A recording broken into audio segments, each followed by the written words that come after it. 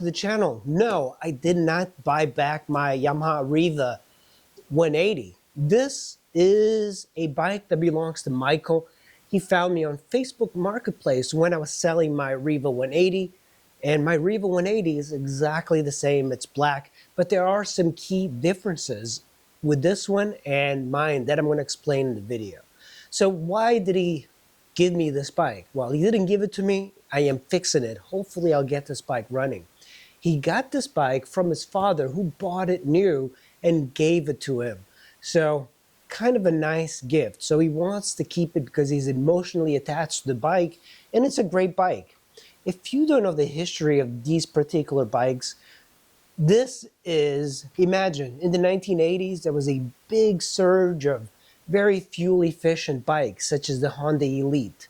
And Yamaha did not have a great scooter to compete with a Honda Elite. So what they did is they actually over-engineered the scooter, and they called it the Riva. They made the Riva 125, they made the Riva 180, which is what we have here, and then they had the Riva 200. This is an 80s bike. It's an 83, but it doesn't look like it's an 80s bike. It's much more classic lines than what you would have from Honda, for example. Honda went all out with the super 80s styling, and this thing, it's classic. I mean, just look at the front. It's a very weird front, and this is a short bike. So it's got an integrated front fender with the front of the bike. And that's a very unique thing. Among unique things, this is probably the most interesting scooter engine I've seen. These do not use traditional valves. So when I first got my Yamaha Riva, I thought, how can I adjust the valves? And apparently you don't on these. These use self-adjusting hydraulic valves, very unique for the time. Now, the one thing that goes bad on this is the carburetor. And that's why it's here. The carburetor is very difficult to work on. And also you can't really take it to dealerships anymore. This is an 83. So the bike starts. Mine didn't start because of the idle was off. So it will crank, it will start, it will run, it will hold a idle.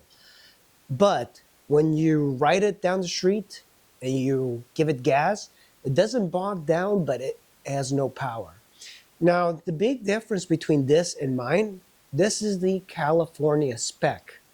Mine is a traditional 50-state or 49-state version, but the California one has got a bunch of things for emissions, and I'm kind of trying to figure out if it's worth maintaining that emissions from California. I'm going to try and do it. So this one's got drum brakes, front and rear. It's got 10-inch wheels. I believe it's 10-inch. Mechanical drum brakes. The speedometer is not working, and the headlight is, apparently they've been working on getting the screw out. I'm going to have to drill that screw out just to get it out. And yeah, I mean, the bike starts and runs. I mean, look at this.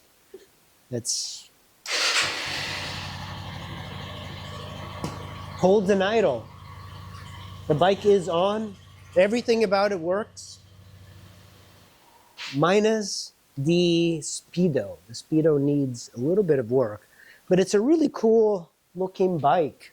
And Yamaha did do a great job on it, but they styled it more after Piaggio and Vespa rather than competing head on with the extremely popular Honda Elite. And the engine on it, very difficult to work on. Normally you don't have to work on them because it is a good, reliable, solid engine. And my Yamaha Riva hit 70 miles an hour, over 70 miles an hour. This thing goes up to 20 miles an hour. So we're hoping on fixing it. I'm going to pull out the carburetor, and that's going to be the first thing that I do to this bike is clean the carburetor. Underneath the seat here, you have a bunch of stuff that you do not see in the other Rivas. This, for example, I believe that's part of the emissions. It goes into the gas tank. And That's the first time I've ever seen it. It's also cracked here along the boot, and I wonder if it's leaking air in there. One thing that was surprising is that if you look at my old Riva, there's a fan here. It almost looks like a computer fan, and that is power to the battery. And what happens is that it keeps the carburetor from hydrolocking. I believe that's what it's there for, but it's not very useful. It's over-engineering by Yamaha, and this one does not have it. So I wonder if they removed it or it wasn't needed. This is the spark plug. We're also going to be taking out the spark plug to see if it needs a new one, because I do have some spark plugs, but that's the carburetor. That's going to be probably the culprit. And I don't know, the bike starts really easy, and I don't know why it's doing that. The idle is the thing that really affects these particular bikes, because it's a hidden screw that a lot of people miss. The thing we're going to be doing is adjusting this. Looks like, see, it needs to be like that. And this screw, and that screw has been stripped. So most likely this needs a new screw, unfortunately. But there's these 8mm down here. I'm just going to get this. There we go. So let's undo this. Riva, this is where all your electronics generally are going to be. That's your connector for the headlight. Everything on it works, including the blinker relay. On mine, I had to get a new one. So we have this screw here. All right, that's good. I have another one in the front, which is stripped. So there we go. This is stripped, but it comes out easy. I was hoping on it coming out easy, so look at this. So now we should be able to remove this panel. Let's see, yep, there we go, lift it. Yeah, it's a well done panel because the blinkers are not connected, and we have a lot of, man, this thing has never been clean here. So there's that canister. I wonder if there's something wrong with this canister. This one here, there we go, comes out easy. To even worry about wiring, because this bike doesn't have any wires on the plastic.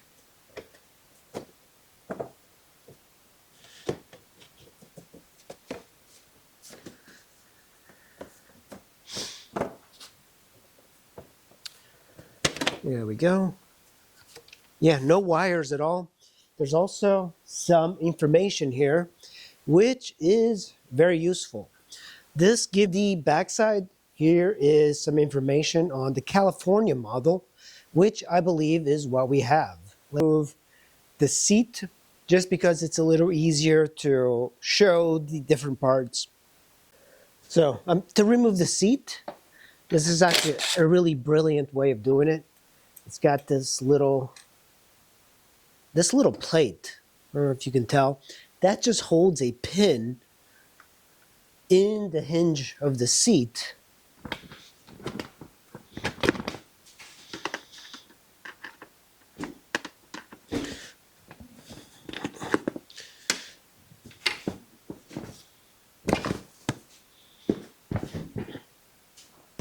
So with the seat off, you can see things just a little bit easier. Found something interesting here. You know, when I thought that was a fan, there was a fan. Somebody removed it by cutting the wires. There's the two wires for the fan. And also, there's these hoses here. These are not the ones that came with the bike. So this thing has been worked on before. And I wonder if they somehow did not hook up the hoses right. Started, I want to, because it's cold.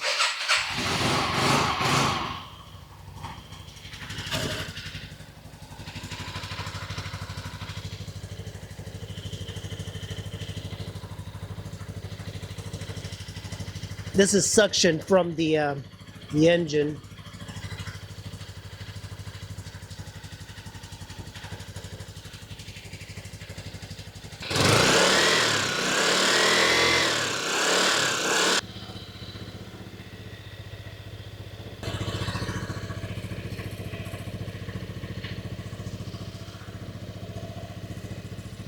I'm going to pull it out.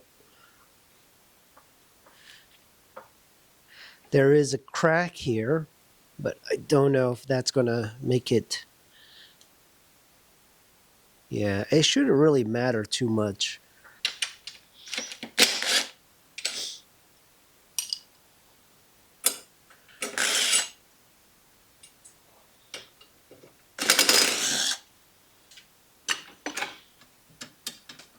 That's for the battery.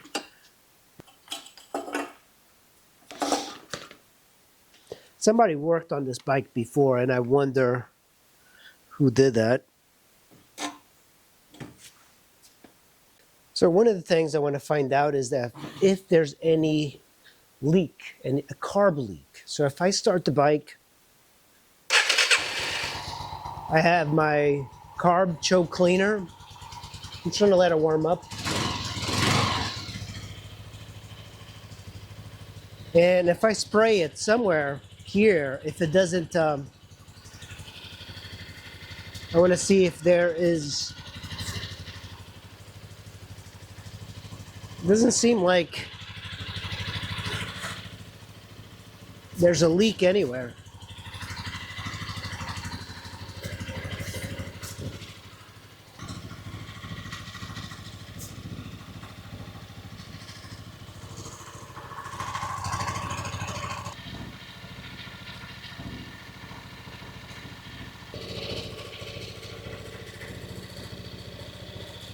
And it's to remove the battery, and I have to remove the compartment because I want to get to the top of this carburetor and look at this diaphragm. And I needed to get to this, look at this, stripped carburetor bolt. I hate those. I hate it when those get stripped. They're so easy to strip too.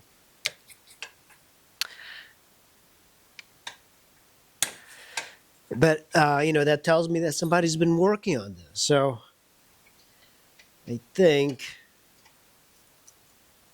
we're going to figure out who has been working on this thing.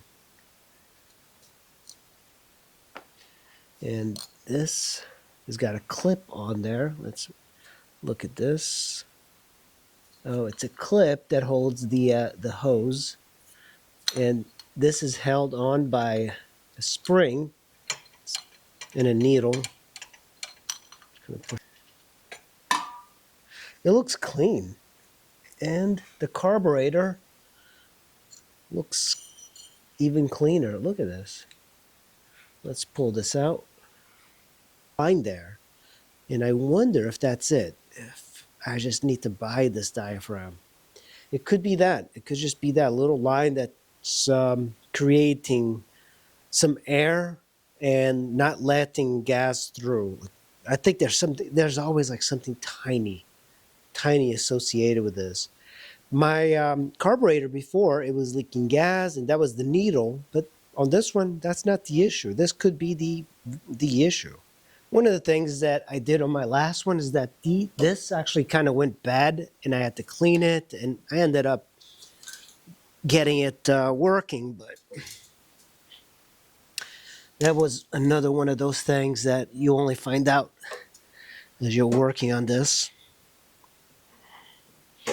Okay, there we go. And there's that tank. Put it aside carefully. There's some lines here that were transparent. I think I already found the culprit. The line that goes from the airbox to the carburetor was not bolted on properly.